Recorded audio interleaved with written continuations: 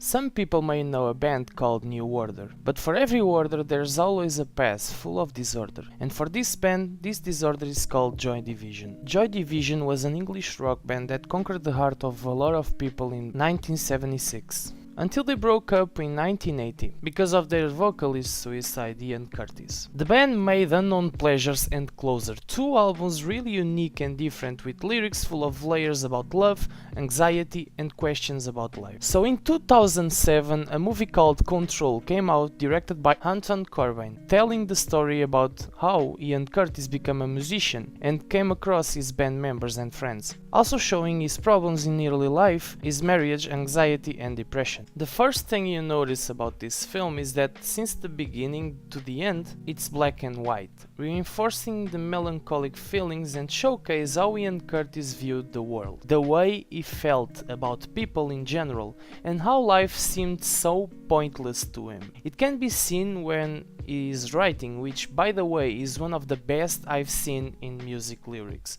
This can become a problem for people who don't like films with too much drama. But in terms of art through filmmaking, this is one of the best movies based on bands that I've seen until today, no doubt.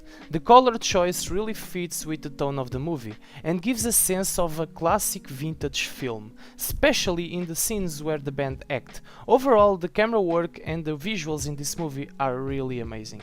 They directed an amazing recreation of one of the most famous Joy Division performances of all time, playing the music transmission on their first live show. Ian was known for his really deep voice, having seizures on stage and really immersing himself into his lyrics that were never fully explained and could be interpreted in so many ways. The film shows that with so much attention to details because of the acting. Talking about acting, this movie has the most perfect cast that I could imagine to a narrative based on a true story. Especially Sam Riley giving life to Ian Curtis, and Samantha Morton, one of my favorite actresses of all time, playing the part of his wife, Debbie, who was really patient and cared a lot about Ian's mental health. She tried really hard to be by his side until he passed away.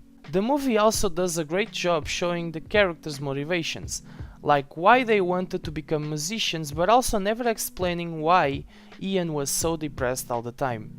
I've seen a lot of movies where there's always an explanation to the person being with problems, but here we only picture his mental health state through the lyrics shown in the film, and how his friends and family dealt with him. It kinda gives us the perspective from outside, trying to understand what's wrong with the individual. This film has some issues, but only a few things in terms of direction. And like I said before, it can be really melodramatic and cheesy for some people, but in the end is worth the watch, especially if you're a fan of the band. I'll give this movie a 9 out of 10. It showcases how mental illness can affect a person and everyone around. Nowadays people seem to forget. Let me know in the comments what's your opinion about this movie, and subscribe for more reviews in the future. See you guys.